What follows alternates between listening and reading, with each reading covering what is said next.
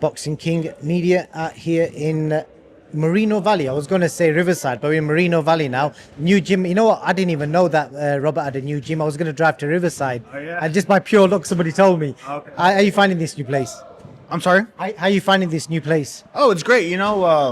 There's definitely a lot of upsides. The restrooms are bigger. We don't got to wait in line outside to go to the restroom. Parking is, more spacious for sure, You got AC, which this is a good and a bad thing. Sometimes fighting the elements is part of the training, part of, having that grit. But it helps, especially with losing weight when it's cold. You just turn on the heater and we'll be good. But other than that, it's great, man. We have a good layout, and yeah. I was thinking of the last, from the first time I met you like 6-7 years ago. I've seen you in the last year or so in different parts of the world. I bumped into you in Riyadh a few times, even in the UK. So you've been traveling a fair bit. Just tell me what's been the highlights of the bit of traveling you've done? Because I know you've always wanted to leave America. You've done it now. So what kind of things have you remembered and thought, that was a good experience? Man, it's just different. There's just different cultures out there, it's just. Anything that surprised you, maybe? It doesn't surprise me, but it's very interesting to see. It's just, I think Americans get a very bad rep of not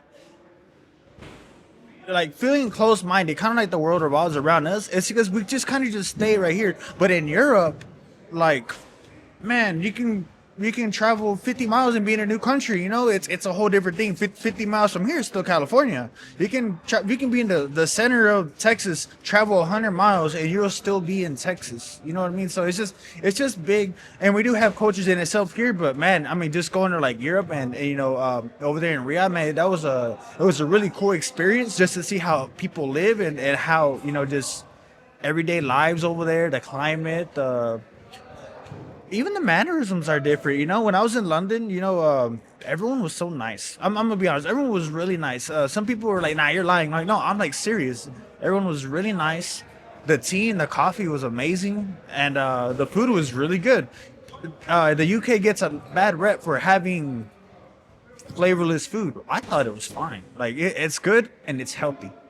What's if I told you one thing that you like, whether it was food or whatever, stuck out from the UK, and something that stuck out from Riyadh?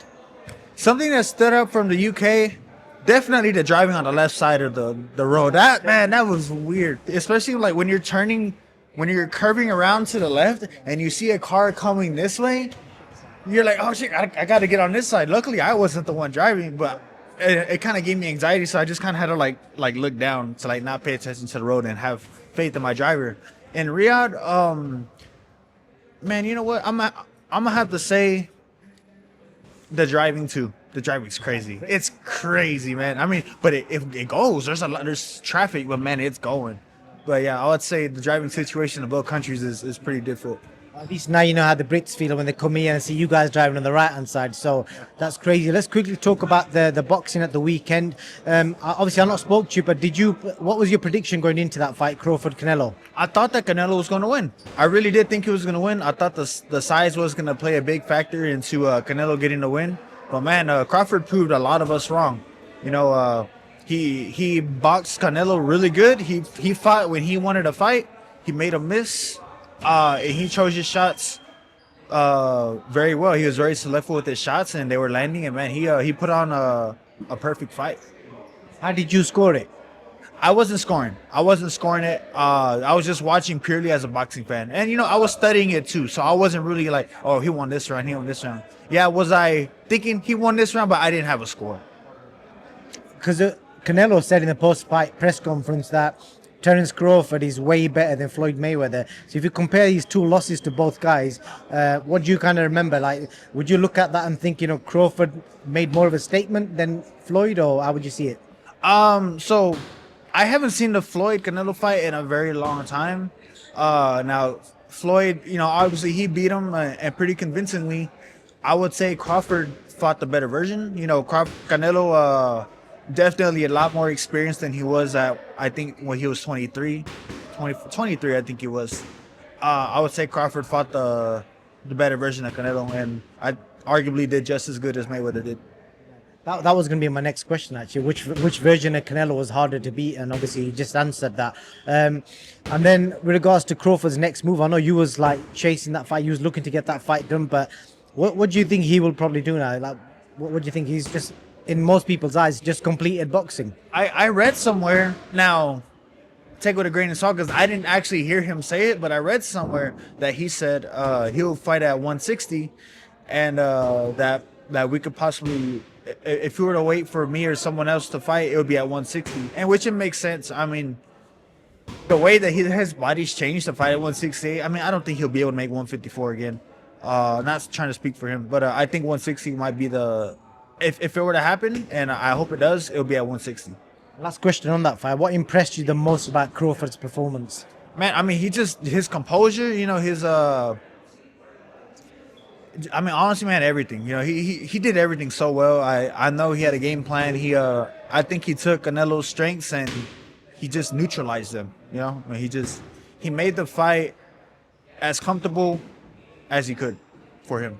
It was like Bruce Lee shit, wasn't it? Some of that stuff he was doing in there. Yeah. And just a quick word on yourself. Like I think maybe a month or so ago, Eddie Hearn came out and said something about, he spoke to Golden Boy, and the word he used was that Jaron Ennis has signed to fight you. But I've heard that you don't know anything about this.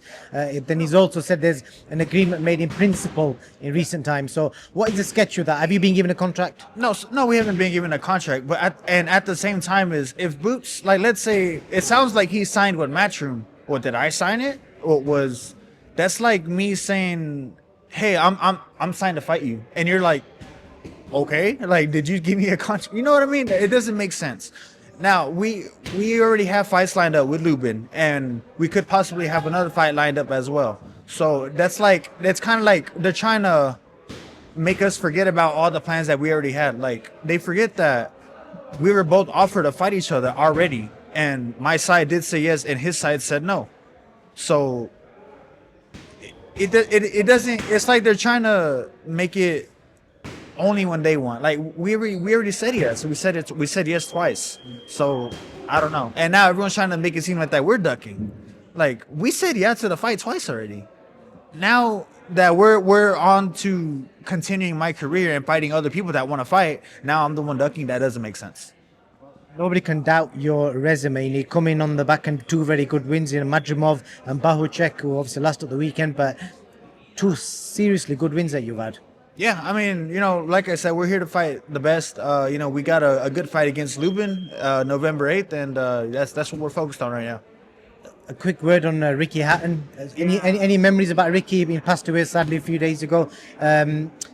Any memories of him? And did you ever meet him? I met him one time in London at the Ring Awards. Hey, he was a good guy. I didn't get to speak to him a whole lot. There was a lot of people trying to talk to him. But yeah, I watched him growing up, man. It was one of the few fighters that actually had balls and wanted to fight everyone, you know, so massive respect to him. I was very sad to hear that he passed away, the boxing legend.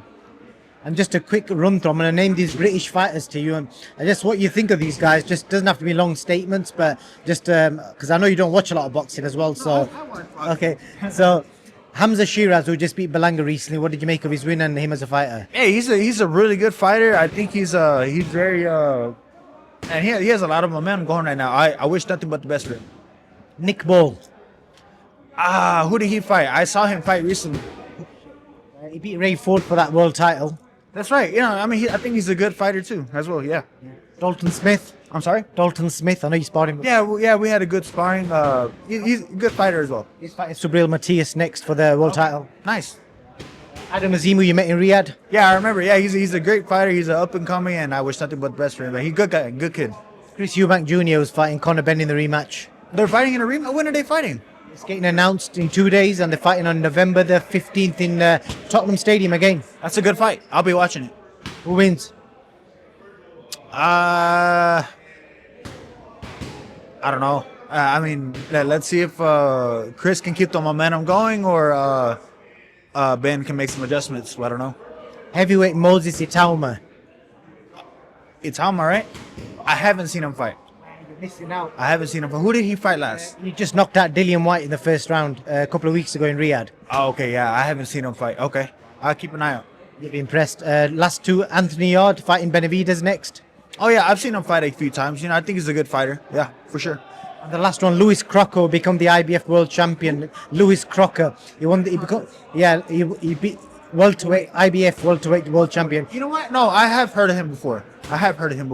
Yeah, I think we were keeping an eye out for him a long time ago, but obviously I'm a 154 now, so I can't picture his fighting style right now in my head, but yeah. And the last question, you just had a really good win on the Riyadh season show. Have you treated yourself to anything? Because I remember I asked you last time, I think you said you might have bought a truck or something, but I think you said you bought a truck last time. I might be wrong, but have you treated yourself to anything from your last couple of paydays, fights?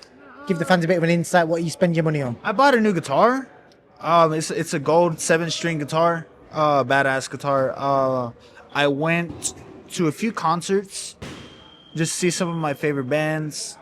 I went to see Matt Rifen. He's a comedian, very funny comedian. I sat front row, man. Those tickets were expensive, man, but it was worth it. It was me and my brother went. It was a good time, and that's it. Yeah, I don't do a whole lot. You know, I'm not out here buying Bugattis and shit. You know. You've seen recently, I was just talking to one of your stablemates, where in the world right now, in America and the UK, there's a lot of talk about all this immigration stuff. Have you felt any issues at all as an American Mexican living here? Any issues like that? Oh no, I'm a citizen. I was born here, so I haven't had too many issues with that. You know, my family's been here probably before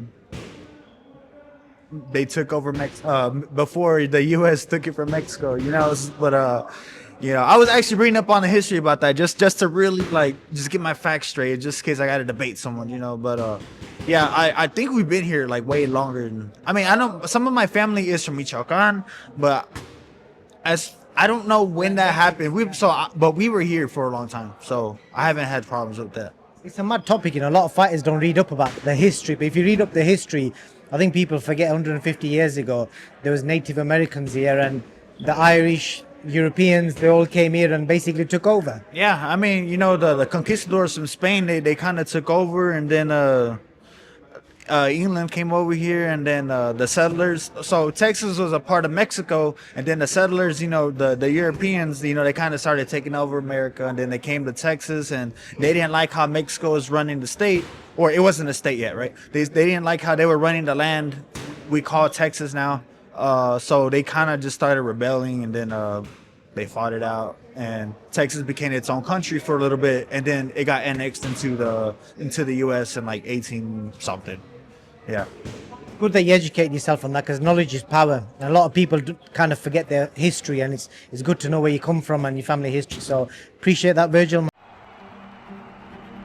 And it's crazy to see myself in a game, you know, coming up as a kid playing the fighting games and boxing games and football, just any sports game, just to see yourself, you know, to be able to play yourself. It's crazy to me. Still to this day, you know, sometimes I can't even believe that I'm actually in the game, but, you know, the dreams do come true, reality sets in,